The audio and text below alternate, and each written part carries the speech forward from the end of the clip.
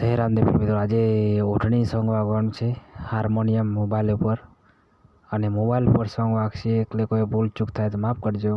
પણ મિત્રો, આજે તમને ગમે તો લાઈક ને શેર જરૂર કરજો અને સબસ્ક્રાઈબ જરૂર કરજો. જય રામદેવ.